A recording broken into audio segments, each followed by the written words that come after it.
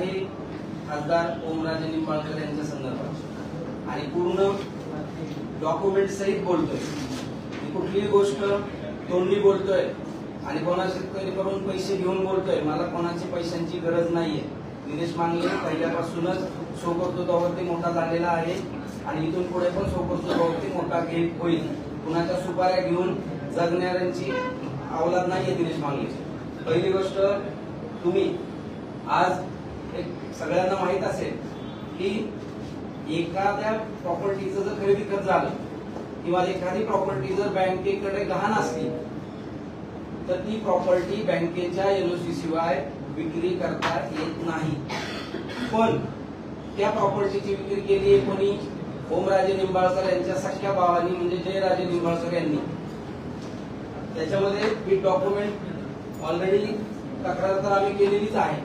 त्याची प्रत पूर्णपणे मुख्यमंत्र्यापर्यंत, उपमुख्यमंत्र्यापर्यंत आणि पुण्याच्या कमिशनरांपर्यंत आपण देतोय. तुम्हालाही सगळ्यांना ती देतो. शिवाय हे पहिलं खरेदी खत आंबेगाव,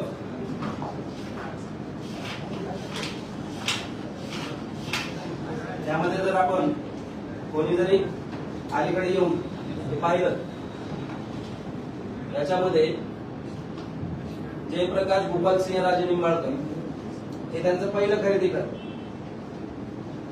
हेच खरेदी खत त्यांनी प्लॉट त्यांचा आहे पूर्णत्वाने. प्लॉट त्यांनी माझ्यासोबत आर्थिक फसवणूक कशी केली ते मी तुम्हाला सांगतो. त्या प्लॉटवरती त्यांनी सांगितलं की तुम्हाला आम्ही 2.5 कोटीचं लोन देतो, ते लोन तुम्ही आम्हाला वापरायला द्या, आम्ही तुम्हाला भविष्यामध्ये काय ना काय कुठेतरी संधी देऊ. मी म्हणलं दादा, माझी 2.5 कोटीची परिस्थिती नाही, कारण की मी 2.5 कोटीचं एवढं मोठं लोन घेणार कसं? आम्ही एक सामान्य साधा बिझनेसमॅन आहे. ते म्हणजे तुम्ही त्याची चिंता करू नका, असं आम्ही भरपूर लोकांसोबत केलेलं आहे. काय त्यांच्या 5 बँका आहेत, त्यांच्या जवळपास स्वतःच्याच बँका आहेत. त्या स्वतःच्या बँकांमधून हे लोकांचे एफडी घेतात आणि अशाच कुणाची प्रॉपर्टी त्याला लावतात. ह्यांच्याच स्वतःची प्रॉपर्टी. मी त्यांना म्हणलं दादा, माझ्या नावाने 2.5 कोटी लोन होणार तरी कसं? ते म्हणले त्याची चिंता करू नका तुम्ही, बँक पण आपलीच आहे आणि प्रॉपर्टी पण माझीच आहे. बँक पण माझी, प्रॉपर्टी पण माझी. त्याच्यामध्ये रोहन सुभाषबाबू देशमुख यांची लोकमंगल पतसंस्था, साध्या एका पतसंस्थेने मला 2.5 कोटी रुपयाचं लोन दिलं. पण कशाच्या बेसवर दिलं? माझ्या ITR नाही, माझा कुठला प्रोजेक्ट रिपोर्ट नाही, काही नाही. मग तुम्ही 2.5 कोटी लोन दिलं कसं? मला आज माझी बनावट डॉक्युमेंट बनवून यांनी फसवणूक केली. मी हप्ते भरतो, त्यांनी एकही हप्ता भरला नाही.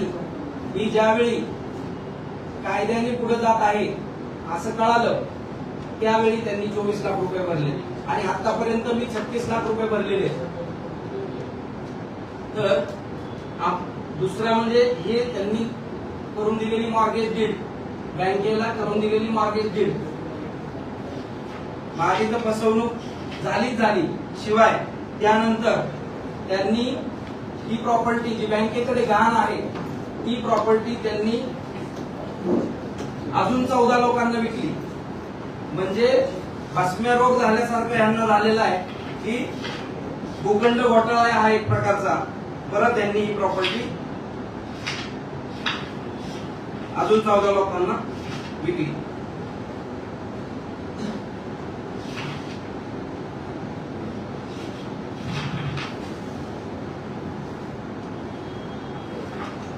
लिहून देणार जयप्रकाश गोपाल सिंह राजे निंबाळकर. हे सगळे डॉक्युमेंट मी तुम्हाला तर देतोच आहे. पण तुमच्या सगळ्या पत्रकार बंधूंच्या माध्यमातून मला सांगू इच्छितो की जर माझ्यासारखा एक माणूस असा अडकलाय पण मी पुढे येऊन बोललोय, असे कितीतरी लोक असतील की जे अडकलेत पण या मोठ्यांच्या दबावाखाली अक्षरशः मला मारून टाकण्याचा प्रयत्न यांचे चालू आहेत. त्याचा आवाज दाबण्यासाठी मी कॉल रेकॉर्डिंग सुद्धा काल व्हायरल केली. सगळ्या पत्रकारांनी पण त्यामध्ये मला खूप मदत केली. त्याच्यामध्ये जर तुम्ही पाहिलं असेल, एका लोकप्रतिनिधी करणाऱ्या माणसाने माझी आई आणि बहिणीवरती किती घाणघाणरित्या शिव्या दिलेल्या आहेत आणि त्याच्यावरती सुद्धा वरतून त्यांना कसलीही निडरता, म्हणजे त्यांना एवढे निष्ठुर झालेले ते त्यांनी मला सांगितलं आमच्या घरात मंत्री आहेत, आमदार आहेत, खासदार आहेत, आमचं कुणी काही वाकडं करू शकत नाही. पण कायद्याच्या राज्यासमोर मला वाटत नाही की मला इथं न्याय मिळणार नाही. मला पूर्ण सगळ्या न्याय व्यवस्थेवरती, सगळ्या पत्रकारांवरती, मुख्यमंत्र्यांवरती, उपमुख्यमंत्र्यांवरती, सगळ्या कायदे व्यवस्थेवरती माझा विश्वास आहे. मी आपल्या माध्यमातून मुख्यमंत्र्यांना आवाहन करू इच्छितो की मुख्यमंत्री साहेब मला संरक्षण द्या, मला याच्यातून वाचवा. कारण की यांनी भूखंड घोटाळा केलाय. यांच्या सगळ्या जे काय यशोदा मल्टीस्टेट असेल, पवनराजे मल्टीस्टेट असेल, लोकमंगल मल्टीस्टेट किंवा पतसंस्था असतील, यांच्या सगळ्या संस्था चेक झाल्या पाहिजेत. त्यांच्यातले एक ना एक ट्रान्झॅक्शन चेक झाले पाहिजेत. आज बिना पॅन कार्डचे यांचे कितीतरी अकाउंट त्यांच्या पतसंस्थेमध्ये तुम्हाला सापडतील. कारण की यांना कुणाची धाक राहिलेली नाही, कुणाची भीती राहिलेली नाहीये. कसंही वागतायत ते त्यांच्या पद्धतीने. प्रॉपर्टी आज एक साधा नियम आहे की जर माझी प्रॉपर्टी नाही तर मला त्याच्यावरती लोन, माझी प्रॉपर्टी असेल तरच मला लोन घेता येतं. माझी प्रॉपर्टी असताना सुद्धा बँक 50 खेटे करायला लावती, पण माझी प्रॉपर्टी नसताना 2.5 करोड रुपये मला लोन दिलं. प्रॉपर्टी कोणाची होती? जयराज निंबाळकर यांची, तरी पण मला 2.5 कोटी लोन दिलं. त्याची सुद्धा चौकशी झाली पाहिजे पूर्णपणे. मी मुख्यमंत्री, उपमुख्यमंत्री, आपले महसूल मंत्री साहेब आणि सगळे कमिशनर ऑफिस यांना ऑलरेडी अर्ज देऊन ठेवलेला आहे आता की माझ्या जीविताला धोका आहे आणि याच्यामधून मला फक्त एक आपणच वाचू शकताय. त्याच्यामुळे आज माझी फसवणूक झाली, उद्या अशा अनेक बिझनेसमॅनांची फसवणूक होऊ शकते.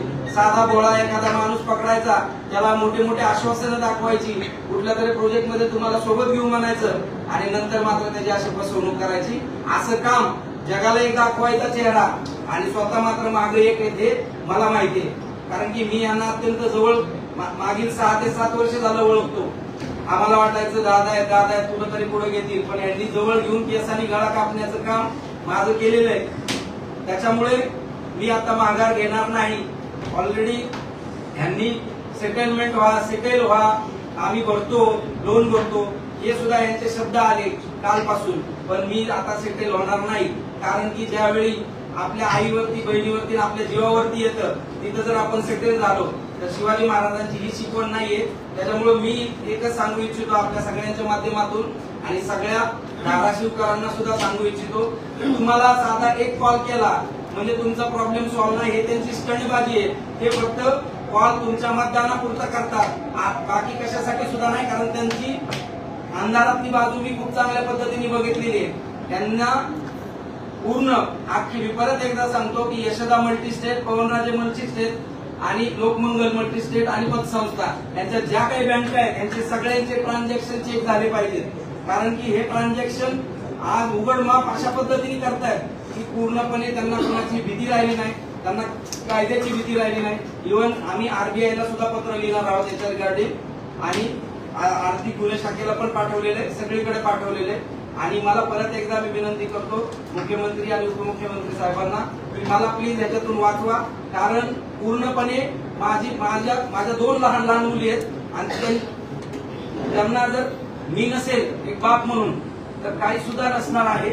त्याच्यामुळे मला वाचवा एवढीच मी तुम्हाला विनंती करतो. ओमराजे निंबाळकर खासदार धाराशिव, ओमराजे निंबाळकर खासदार जे आहेत त्यांना मी फोन केला होता की ही आपली सांगायला की दादा अशा पद्धतीने माझ्यावरती अन्याय झालेला आहे आणि हा एक भूखंड घोटाळा होऊ शकतो. पण त्यांनी त्याच्यामध्ये काही न ऐकून घेता, तुम्ही रेकॉर्डिंग ऐकलीच असेल, मला प्रचंड घाण शिव्या त्यांनी दिल्या. मी समजून सांगत होतो शेवटच्या मिनिटापर्यंत, सेकंदापर्यंत की दादा म्हणजे तुम्ही माझं मत समजून घेत नाही, तरी त्यांनी समोरून मला शिव्या थांबवल्याच नाही. कुठल्या पक्षाचे? हे शिवसेनेच्या उद्धव बाळासाहेब ठाकरे गटाचे खासदार आहेत. माघारी घेतली ना त्यांनी, ही एंट्री पण आहे बघा मला. म्हणजे त्यांनी 2.5 कोटी आले. 1 मिनिट जर कोणी इकडे बघितलं तर बरोबर 2.5 कोटी आले. 6 लाख रुपये प्रोसेसिंग फी बँकेने कट केली. 2 कोटी 44 लाख रुपये त्यांनी त्यांच्या अकाउंटला वर्ज करून दिले.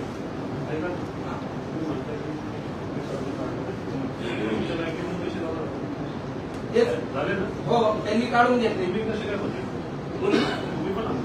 हो भरले ना, कारण काय होतं त्यांनी भरायला भाग पाडलं सर. लोन ऑलरेडी काढलेलं आहे, त्यांनी त्यांच्याच बँकेत दिले. हो हो, तुम्ही मला भरायला भाग पाडलं की तुम्ही भरल्याशिवाय भरपूर धमक्या दिल्या, हे केलं, पण पूर्वी माणूस घाबरतो, पण एकदा का माणसाची भीती गेली आणि तो ते घाबरणं बंद करतो. आणि त्यांनी ज्यावेळी त्यांना कळलं की मी कायद्याच्या वाटेने जातोय, त्यावेळी त्यांनी 24 लाख रुपये भरले. सर्व नियम धाब्यावर. 2 कोटी 44 त्यांच्या बँकेत ट्रान्सफर केले. हो त्यांनीच केले, त्यांनी सह्या वगैरे अगोदरच घेऊन ठेवलेले होते. ट्रान्झॅक्शनचं आहे ठीक आहे, ट्रान्झॅक्शन आहे माझ्या. तुम्ही केलं ट्रान्झॅक्शन. हो आता एवढं मोठं ट्रान्झॅक्शन होतं तर हे इन्क्वायरी होत नाही का, किंवा कशासाठी तुम्ही ट्रान्झॅक्ट केले, काहीतरी कारण असेल का? हो आहे ना, आरटीजीएस आहे ते. त्यांना कारण काय दाखवतं? कारण काहीच नाही दाखवत, त्यांचीच बँक होती ना. त्यांनी कुठलेही, मी काय म्हणलं, माझ्याकडून कुठलंच डॉक्युमेंट घेतलेलं नाही त्यांनी. शेवटी आता तुमची मागणी काय? माझी मागणी एकच आहे सर, मी तसा फसलो. मी मागील 1-1.5 वर्ष झालं स्वतःला जो मानसिक त्रास झालाय, माझा इव्हन आत्महत्या करण्यापर्यंत मी गेलेलो होतो, तर त्यातून मी बाहेर पडलोय.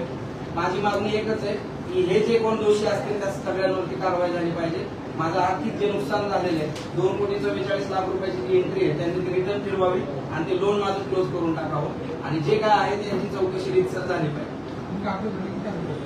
मी 35 लाख रुपये भरले, त्यांनी 24 लाख रुपये भरले. मी हो ते मला रिफंड हवेत, आणि ते त्यांनी ज्या लोकांची फसवणूक केली त्यांना पण म्हणजे सगळं व्यवस्थितरित्या करून देण्यात यावं, एवढी माझी विनंती आहे. हो पुरावेत ना. हो आहेत ना, हे काय डॉक्युमेंट आहे. इतरांची नाही मी सांगू शकणार सर. इतर म्हणजे हे जे प्लॉट विकला ना, जो प्लॉट बँकेकडे काढला होता, ते प्लॉट त्यांनी 14 लोकांना विकला तो त्याच्यामध्ये. ते लोक येतात का? जे 14 लोक आहेत ते लोक येतात? हो येणार ना. रविवारी मिटिंग आहे आमची, ते रविवारी फायनल होईल. ते पण अर्ज करणार आहे त्यांच्या विरोधात.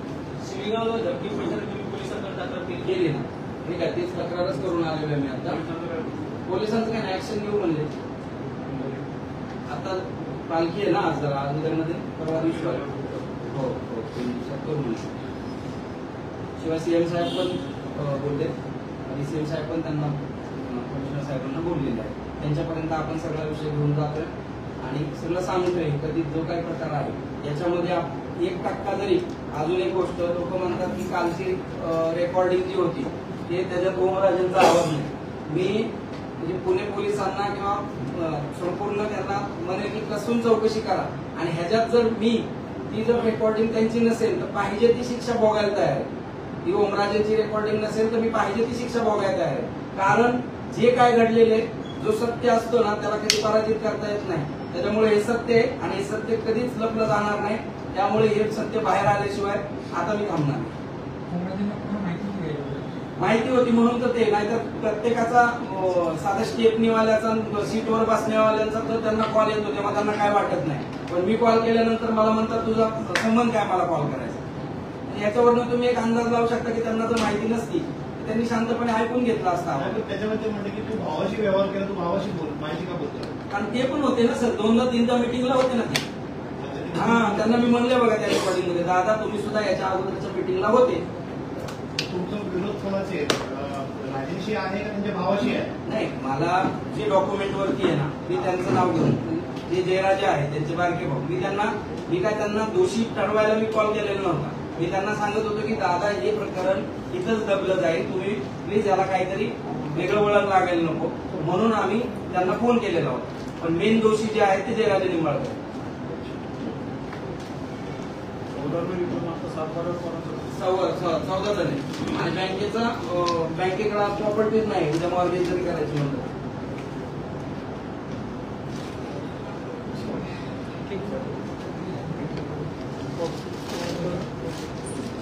बाईट करा ना.